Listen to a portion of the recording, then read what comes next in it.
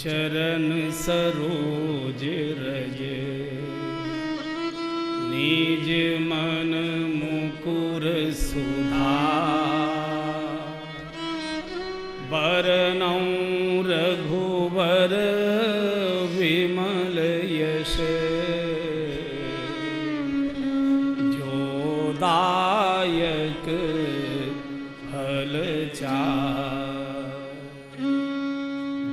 बुद्धिहीन तनु जानिके सुमिरौं पवन कुमार बल बुद्धि विद्या देहु मोहि हरहु कलेश विकार।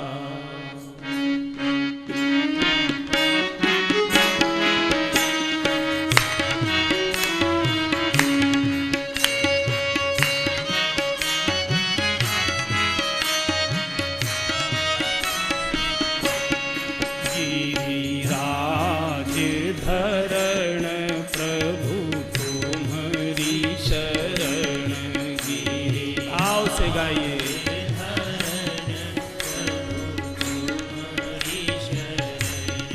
गिरिराज धरण प्रभु तुम्हारी शरण गिरिराज धरण प्रभु तुम्हारी शरण प्रभु तुम्हारी शरण प्रभु तुम्हारी शरण प्रभु तुम्हारी शरण गिरिराज धरण प्रभु तुम्हारी शरण गिरिराज धरण प्रभु तुम्हारी शरण श्री मंगल करण प्रभु तुम्हारी शरण श्री मंगल करण तुम्हारी शरण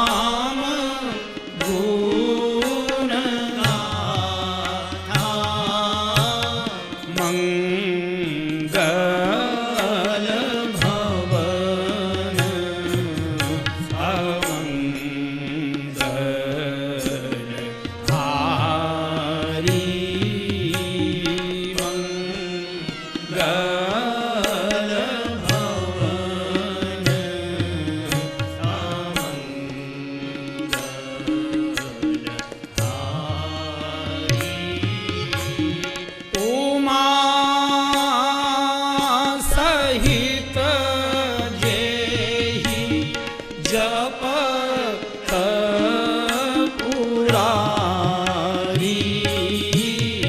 उमा सहित जेहि जपत पुरारी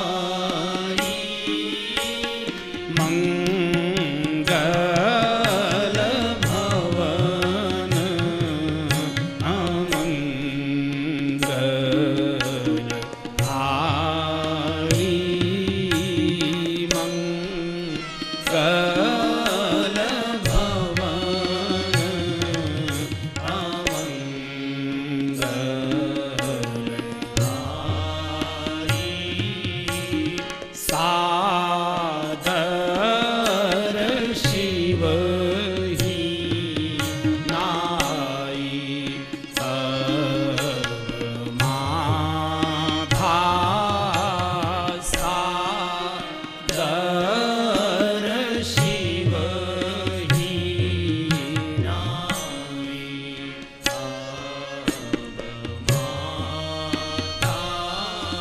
विशद गुण गाथा विशद गुण गाथा नाई अब माथा नाई अब माथा।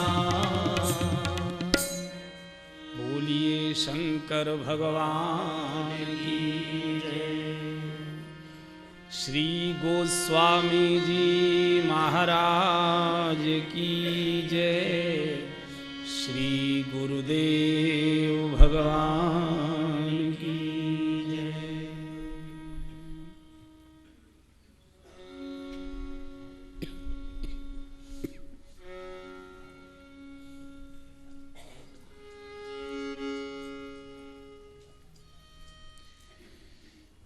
आदरणीय बाबूजी को, अम्मा जी को और आप सभी बंधुओं को, बहनों को मेरी व्यासपीठ के सादर प्रणाम।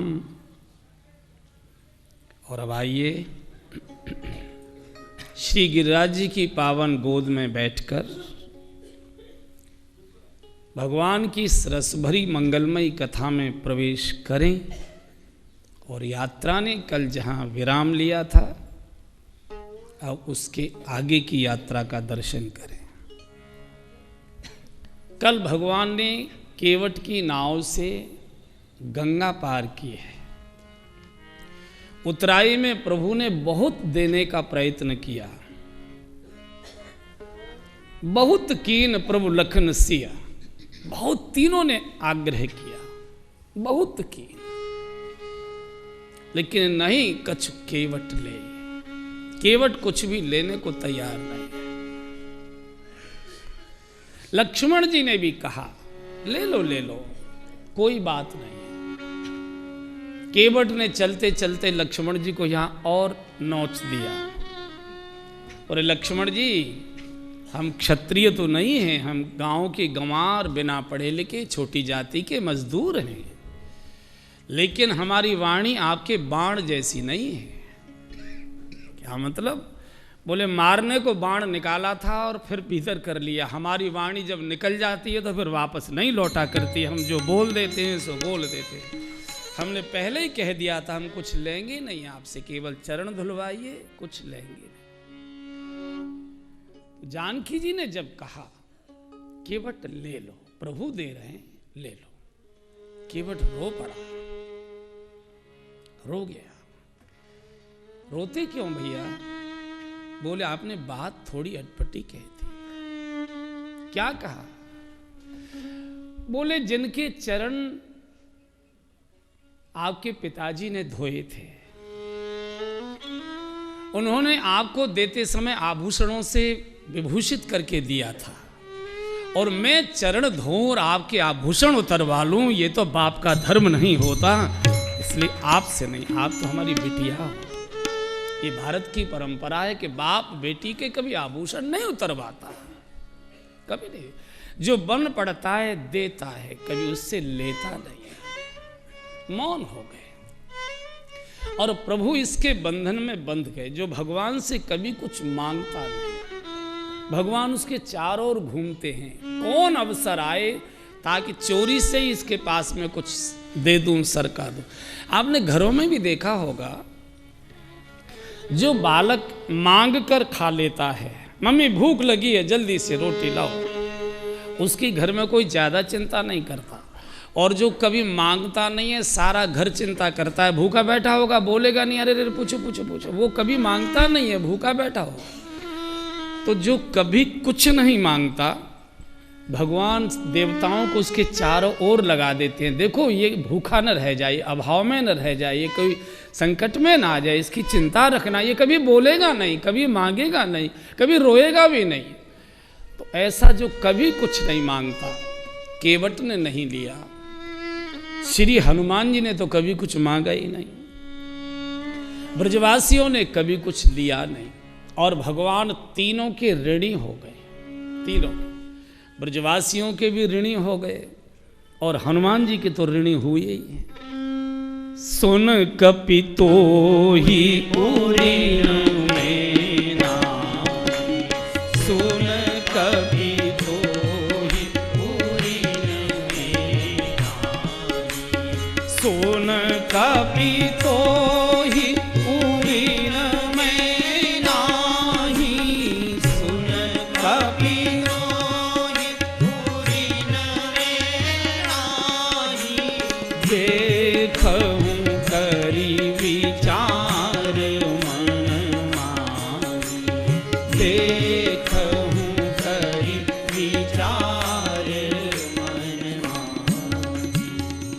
भगवान कहते मैंने बहुत विचार करके देख लिया, तेरे ऋण से मैं उऋण नहीं हूँगा।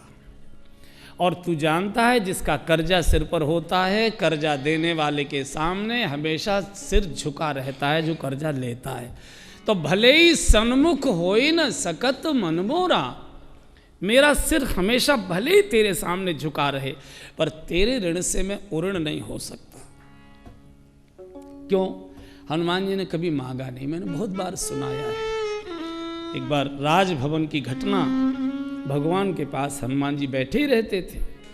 भगवान ने कहा, हनुमान आज एक मन की बात है, पूरी करोगे? बोले, कहें प्रभु। बोले, तुमको मालूम है कोई हमारे साथ तनिक सा उपकार कर दे, हम 10-10 गुना उसका वापस करते हैं। कोई एक बार हमारा नाम ले दे, जाने क्या क्या चीज़ें हम उससे भेंट देते हैं। और तुमको उदाहरण भी मालूम है, विभीषण ने हमारा साथ दिया, हमने उसको लंका का राजपद दे दिया। सुग्रीव ने हमारा साथ दिया, हमने किष्किंधा का राजपद उसे दे दिया। अंगद ने हमारा साथ दिया, हमने किष्किंधा का युवराज पद उसे दे दिया। और तूने सारा जीवन हमको दे दिया और हमने तुझे कभी कुछ नहीं दिया, आज कुछ मांग ले। हनुमान जी ने कहा, कोई जरूरी है सबको देना? रहने दीजिए, एक आधा तो ऐसा रहना। बोले नहीं, संकोच लगता है, जिसने सारा जीवन हमको दे दिया और हमने उससे कुछ नहीं दिया, आज कुछ मांग ले। हनुमान जी ने कहा, महाराज आपने सबको पद दिए हैं, हम पद नहीं लेंगे। क्यों? बोले, पद के साथ एक बड़ी समस्या जुड़ी है। क्या है? बोले, पद के साथ भूत की समस्या जुड़ जाती है। जो पद लेता है उसके साथ भूत लग जाता है।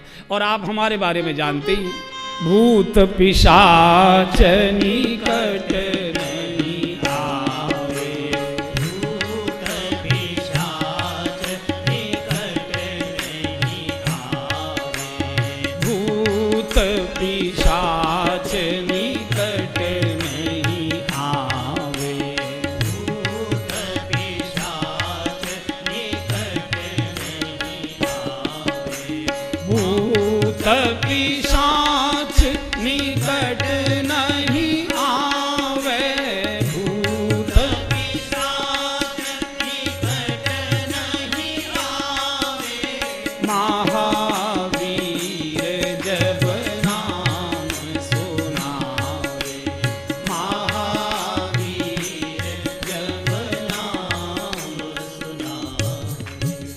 बोले, हमारे सामने समस्या है कि भूत हमारे निकट नहीं आता और आप पद दोगे तो भूत साथ आने की कोशिश करेगा, जो पद लिया तो भूत बने बड़ी। बोले नहीं, अच्छा चलो कोई बात नहीं, हमारी प्रसन्नता को ले लो। हनुमान जी का अच्छा सचमुच देना चाहते हैं कि केवल बहकाने को बोल रहा? अरे बोले कैसी बात करता है, मांग तो सही, तेरे मन में कुछ इच्छा तो हुई। हनुमान जी ने कहा महाराज आपने सबको एक एक पद देकर राजी कर दिया, मैं एक पद से तो राजी नहीं हूँगा। किसी को युवराज पद दे दिया, किसी को राजपद दे दिया, हम एक पद से राजी नहीं होंगे। तो भगवान ने कहा कि अरे भाई कैसी बात करता है, दुनिया में जितने पद हैं बोल उनमें से कितने पद तुझे चाहिए वो ही मैं देता हूँ। और जैसे भगवान ने कहा कि कितने पद चाहिए, तो हनुमान जी ने भगवान के दोनों चरण पकड़ लिए, रो कर कहा प्रभु मुझे तो ये 2 पद चाहिए, बाकी जितने पद हैं आप किसी को दे, मुझे ये 2 पद चाहिए। जाहिन चाहिए कबहू कछु तुम सन सहज स्नेह, बसो निरंतर तास उर सो राउर निज के। कुछ नहीं लिया, भगवान इसके हृदय में आकर बैठ के, जास हृदय आगा, सिर झुकाना स्वीकार है, कर्जा उतारना स्वीकार नहीं, सन्मुख हो ही न सकत। जानकी जी ने एक बार कहा महाराज क्या बात है, मैं देखती हूँ जब ये बंदर आता है तो आप नीचे को देखने लगते हो। बोले ऐसे ही मामला है कुछ। बोले क्या बात है? बोले बताने लायक नहीं। अरे कमाल है, जब भी ये रहता है तब आप नीचे को देखते हो, शर्म लगती है इसे, संकोच, कोई अपराध कर दिया है क्या आपने? बोले हाँ। क्या हुआ? बोले एक बार ऐसी बात हो गई हमसे कि अब इसके सामने हम देख नहीं सकते। अरे बोले नहीं, क्यों, कारण क्या? बोले इसका कर्जा है हमारे ऊपर। अरे कमाल है, त्रिलोकी के आप नाथ है, कर्जा उतारो। बोलो क्या देना लेना है, मैं बताती हूँ, पर्स मेरा भरा हुआ है, बोलो क्या चाहिए आपको, लेकिन ये संकोच छोड़ो। अरे बोले देवी ये कर्जा इसका बड़ा विचित्र है, उतारने का कोई लाभ नहीं, न मेरे हित में है, न तुम्हारे हित में है, न इसके हित में है। अरे सिर तो ऊंचा कर सकोगी, दो दो। जैसे माताएं होती हैं ना, कोई चंदा लेने वाले आए और ड्राइंग रूम में झिकझिक हो रही है तो पत्नी कहती है पिंड काटो, दो दो, झंझट करो, हाँ इतनी देर हो गई, पिंड काटो, जो देना है उसे दो, इतनी देर से झकझक हो रही है। तो जानकी जी ने कहा कि झंझट काटो। बोले नहीं, झंझट बड़ा विचित्र है, इस झंझट में ही रस। अरे बोले बात क्या है? बोले इसके कर्जे उतारने का मतलब ये है कि ये झंझट में फंसे। क्या मतलब? बोले जिस परिस्थिति में इसने मुझे कर्जा दिया, कर्जा उतारने का अर्थ क्या है? जैसे मान लीजिए हम संकट में आ गए और आप हमको सहायता देने के लिए आ गए, हम सहायता तो ले लेते हैं मन मार कर, चूँकि भगवान ने ऐसा समय हमारे लिए दे दिया कि अब वो हमको सहायता लेनी पड़ रही है, लेकिन हम मन मन में ये बात लिए बैठे रहते हैं कि जब कभी आपके ऊपर ऐसा समय आएगा तो हम बिना मांगे आपकी सहायता करे आएंगे, तब एहसान उतरेगा, ऐसा मनुष्य प्रतीक्षा करता है। तो भगवान ने कहा कि जिस संकट में मैं फंसा था और उस समय इसने मेरी सहायता की थी, अब इसका कर्जा उतारने का अर्थ ये है कि पहले हनुमान इस संकट में फंसे। बोले क्या मतलब? बोले पहले हनुमान विवाह करे। अब बाल ब्रह्मचारी शादी, मैं ही पछता रहा हूं, अब या काय को फंसाए रही हो, मेरी हालत खराब हो गई। पहले हनुमान विवाह करे, फिर बोले लंकेश हरे इनकी जवनारी। पहले हनुमान जी शादी करें और रावण जी आकर इनकी घरवाली को चुरा कर ले जाएं। पहले हनुमान विवाह करें, लंकेश हरे इनकी जवनारी। और बोले लय मुदरी रघुनाथ चले, निज पौरुष लाघ अगम्य जे बारी। आई कहे सुधि सोच हरे, तन से मन से बन जाए उपकारी। और तव रघुनाथ चुकाई सके, ऐसी हनुमान की दिव्य उधारी। भगवान ने कहा बोलो चुकाऊं? बोले मैं भी सिर झुकाती हूं आपके साथ ही, इसके सामने मेरा भी सिर झुका देगा। सुन कपि तो ही उरी मेरा, सुन कपि तो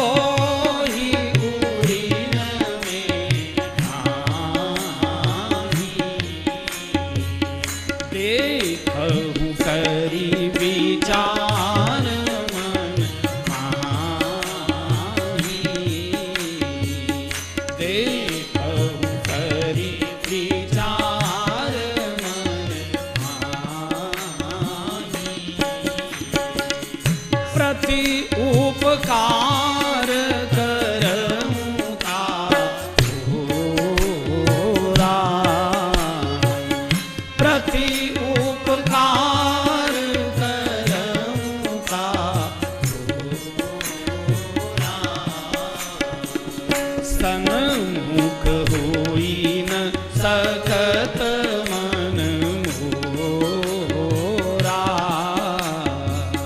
सन्मुख होई न सकत मन मोरा। जो मांगता नहीं है भगवान उसके अधीन हो जाते हैं। ब्रजवासियों के प्रभु अधीन हो गए। केवट ने मांगा नहीं, बहुत कीन सिय लखन प्रभु, नहीं कछु केवट ले, नहीं ले। और 14 वर्ष की प्रतीक्षा में बैठ गया। मैंने एक दिन और निवेदन किया था, भगवान प्रतीक्षा से ही मिलते हैं। हम भगवान की परीक्षा लेते हैं।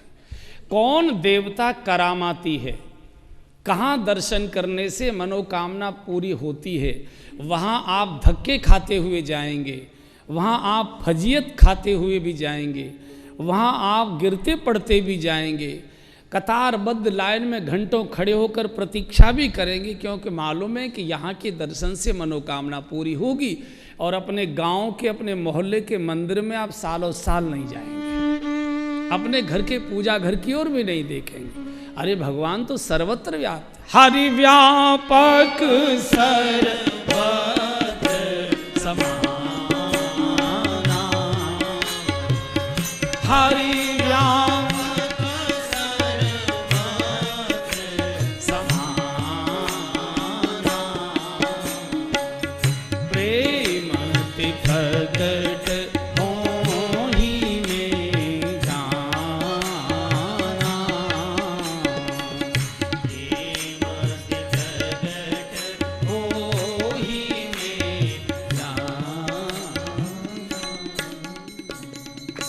प्रतीक्षा करिए। प्रतीक्षा अपने की जाती है, जिससे हमारा प्रेम होता है। और प्रेम किससे होता है? जिससे हमारा संबंध होता है। अब पूरा समीकरण याद कर लीजिए। जिससे हमारा संबंध होता है उसी से हमारा प्रेम होता है, जिससे हमारा प्रेम होता है उसी पर हमारा भरोसा होता है, उसी की हमको याद रहती है, उसी की हमको याद आती है, उसी की हमको चर्चा अच्छी लगती है, उसी की हम बातें करते हैं। जिससे भी हमारा प्रेम है उसी की बातें करने में हमको अच्छा लगता है, उसी की चर्चा करने में अच्छा लगता है, उसी का काम करने में अच्छा लगता है, उसी के पास बैठने में अच्छा लगता है, उसी से मिलने में अच्छा लगता है। प्रेम जब हो जाता है तो बात कोई भी चल रही होगी, हम बीच में किसी न किसी रूप में प्रेमी को जरूर ले आएंगे। हमारा बेटा है, बेटे से हमारा प्रेम है, घर में पकौड़ी बन रही होंगी, तुरंत मुन्ना याद आएगा। ये पकौड़ी मुन्ना बहुत अच्छे प्यार से खाता था, उसको बहुत प्रिय थी। तो प्रतीक्षा हमेशा अपने की जाती है। भगवान से संबंध बनाइए, संबंध से प्रेम होता है और प्रेम में ही प्रतीक्षा हो सकती है। आप और जिसकी आप प्रतीक्षा करते हैं वो आपसे मिलने के लिए बेचैन रहता है। जैसे आपका नौकर कहीं दूर सड़क पर आपकी प्रतीक्षा में खड़ा है, देर हो रही है, आप चलने को तैयार हुए, इतने में एक सज्जन बड़े खास आपसे मिलने आ गए। आप क्या कहते हैं? 1 मिनट जरा आप तब तक बैठिए, 2 मिनट, सूख गया, घर खड़ा खड़ा सूख रहा होगा, बहुत देर हो गई, वो खड़ा, जरा उसको ये बताया हूँ, अभी आता हूँ। आप नौकर जैसे व्यक्ति से भी मिलने के लिए अपने प्रियजन को छोड़कर भागते हैं। क्यों? क्योंकि आपको मालूम है कि वो प्रतीक्षा कर रहा है। भगवान भी जब ये देख लेता है कि बहुत लंबा समय हो गया अपने पूजा घर में बैठे, रो रहा है, पूजन कर रहा है, आरती उतार रहा है, प्रणाम कर रहा है, सेवा कर रहा है, नाम जप रहा है, माला फेर रहा है, बहुत दिन से जागते जागते प्रतीक्षा कर रहा है, भगवान रुक्मिणी जी आदि महारानियों को छोड़कर दौड़ते बोले 1 मिनट रुको, जरा 2 मिनट उसको मिल आऊं, बहुत दिन हो गए, वर्षों बीत गए, बूढ़ा होने जा रहा है, आयु पूर्ण होने जा रही है, अभी तक नहीं जा पाया, कब से पुकार रहा है, एक बार जरा उसको मिल।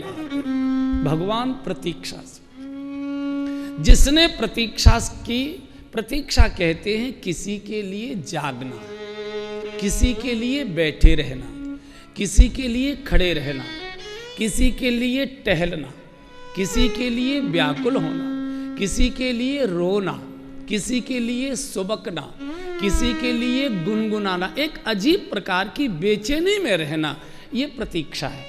इसके लिए मंदिर में जाना आवश्यक नहीं है, इसके लिए तीर्थ में भी जाना आवश्यक नहीं है। तीर्थ क्या होता है?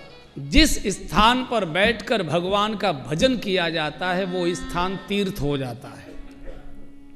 तीर्थ का अर्थ ये है कि यहाँ किसी न किसी महात्मा ने भजन किया है और अपने भजन के बल से भगवान को प्रकट किया है। वो देश में जो भी स्थान होगा वो तीर्थ कहलाएगा। तीर्थ की यही परिभाषा है कि वहाँ साधु ने, संत ने, किसी भक्त ने भजन किया है और अपने भजन के बल से भगवान को वहाँ चाहे एक क्षण को भी प्रकट किया है, उस स्थान को तीर्थ कहते हैं। आप अपने घर में देखिए, आप ड्राइंग रूम में बैठिए मन स्थिति अलग रहती है, रसोई घर में बैठिए मन स्थिति अलग रहती है, बेडरूम में बैठिए मन स्थिति अलग रहती है, बाथरूम में बैठिए मन स्थिति अलग रहती है, और पूजा घर में बैठिए तो मन स्थिति अलग रहती है आपकी। क्यों? क्योंकि वहाँ आप भजन करते हैं, वो तीर्थ है, वो तीर्थ है। और भगवान जहाँ भजन होता है भगवान वहाँ निश्चित रूप से बैठता ही है। दिखाई कब देगा? दिखाई कब देगा? अब हमारी आंखें हैं, हमको बिना चश्मे के दिखाई नहीं देता है। अखबार आइए सामने तो कुछ नहीं दिखाई देता है। तो जब गुरु कृपा का चश्मा आंख पर लग जाता है तो अप्रकट प्रकट होकर दिखाई देने लग जाता है। बाकी करते जाइए जो कर रहे हो, जो कर रहे हो वो करते जाइए, जो पढ़ रहे हो वो भगवान पास बैठकर सुन रहा है। इस भरोसे को ऐसे स्वीकार कर लीजिए जैसे सूरज पूरब में उगता है। भले ही पूरे जीवन न दिखाई दे, भले ही पूरे जीवन न दिखाई दे, लेकिन वो आपकी बात को सुन रहा है। साधु के नाते से मेरी बात को ऐसे स्वीकार करिए जैसे सूरज पूरब में होगा। जो कर रहे हो छोड़ना मत। प्रतीक्षा का अर्थ है विशेष प्रकार की मीठी मीठी व्याकुलता, मीठी मीठी बेचैनी, उठते बैठते सोते जागते उसी की यादें, उसी की बातें, उसी की चर्चा, उसी के लिए रोना, उसी के लिए जो कुछ करना है सब उसी के लिए करना। और जिससे प्रेम हो जाता है दशा क्या हो जाती है? जिसके बिना जीना व्यर्थ लगे और जिसके लिए मरना भी हो जाए तो भी आनंद मिले, इसको कहते हैं प्रेम। वो थोड़ा कहाँ गाया मुझे मालूम नहीं, लेकिन मेरे इस सिद्धांत पर वो बड़ा फिट बैठता है, इसलिए कभी कभी मैं गा लेता हूँ कि प्रेम की परम दशा क्या होती है, प्रतीक्षा की परम दशा क्या होती है। गा लीजिए एक बार। हर धड़कन में प्यास तेरी, श्वासों में तेरी खुशबू है, हर धड़कन में प्यास है तेरी, श्वासों में तेरी खुशबू है। इस धरती से उस अंबर तक मेरी नजर में तू ही तू है। इस धरती, आंख बंद करूं तो तेरा स्वरूप, आंख खोल कर देखूं तो तेरा दर्शन, नजर में तू ही तू है। प्यार ये टूटे ना, तू मुझसे रूठे ना, प्यार ये टूटे ना, तू मुझसे रूठे ना, साथ ये छूटे कभी ना, तेरे बिना भी क्या जीना साथी रे, तेरे बिना भी क्या जीना, तेरे बिना भी क्या जीना। फूलों में कलियों में, सपनों की गलियों में, फूलों में जागृत में भी तू, स्वप्न में भी तू, की गलियों में तेरे बिना कुछ कहीं ना, तेरे बिना भी क्या जीना, साथी रे तेरे बिना भी क्या जीना, तेरे बिना भी क्या, इसलिए हरे रामा हरे रामा रामा रामा हरे हरे, हरे रामा हरे रामा रामा रामा हरे हरे, हरे कृष्णा कृष्णा कृष्णा हरि बोल, हरे हरे हरे कृष्णा हरे कृष्णा गिरिराज की गोद में बैठकर जितना पुकार सकते हो पुकार लो। हरे रामा रामा रामा हरे हरे, हरे रामा रामा रामा हरे हरे हरे कृष्णा कृष्णा कृष्णा हरे हरे, हरे कृष्णा कृष्णा कृष्णा हरे हरे, हरे रामा रामा रामा हरे हरे, हरि बोल, हरे रामा रामा रामा हरे हरे, हरे कृष्णा कृष्णा कृष्णा हरे हरे, हरे कृष्णा कृष्णा कृष्णा हरे हरे। जो श्वासों में बस जाए इसी को वासना कहा है। वासना और कुछ नहीं है। जो बात हमारी श्वासों में बस जाए, जिसके बिना जीना व्यर्थ लगे, जिसकी याद भुलाई न जा सके। अभी तो याद करना पड़ता है, अभी तो माला लेनी पड़ती है, माला भी लेकर भूल जाते, याद करनी पड़ती है। स्थिति क्या हो जिसको भुलाया न जा सके। गा लो एक बार। वो दिल कहाँ से लाऊं, तेरी याद जो भुला, स्थिति ये होनी चाहिए। वो दिल कहाँ से लाऊं, तेरी याद जो भुला दे।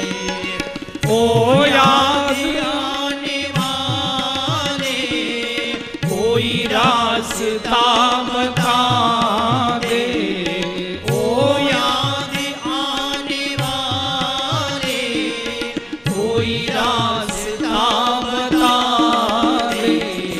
वो दिल कहाँ से लाऊं, तेरी याद जो भुला दे। वो दिल कहाँ से लाऊं।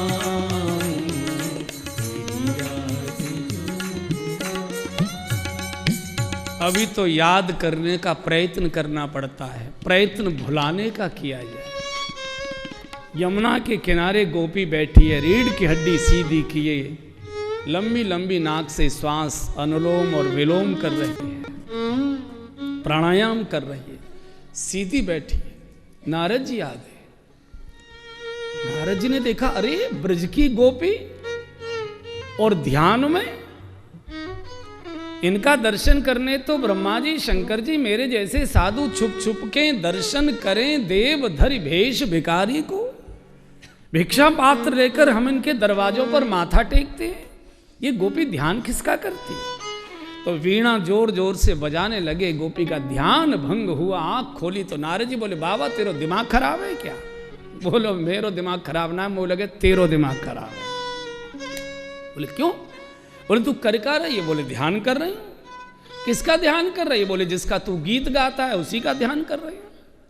जिसके तू गीत गाता है कन्हैया का ध्यान कर रही। पगली तेरा ध्यान तो बैठकर कन्हैया करता है, अब तुझे क्या ध्यान की जरूरत है? बोले ध्यान इसलिए नहीं कर रही हूं कि वो मेरी यादों में आए। बोले तू ध्यान इसलिए कर रही हूं कि मेरे मन से निकल कर कैसे जाए। नाक में दम कर दिया है उसने, कोई काम नहीं करने देता है। जब देखो तब ध्यान में, जब देखो तब ध्यान में। बच्चों का ध्यान भूल जाती हूँ, पति की सेवा का ध्यान भूल जाती हूँ, बच्चों को भोजन बनाने का ध्यान भूल जाती हूँ, गाय की सानी करने का ध्यान भूल जाती हूँ। 24 घंटे कन्हैया ध्यान में रहता है। इसलिए प्रयत्न कर रही हूँ कि मेरे ध्यान से बाहर जाए तो मैं कुछ घर के काम संभालूं। हमको ध्यान करने के लिए बैठना पड़ता है, उसको ध्यान से निकालने के लिए बैठना पड़ता है, और वही कर सकता है।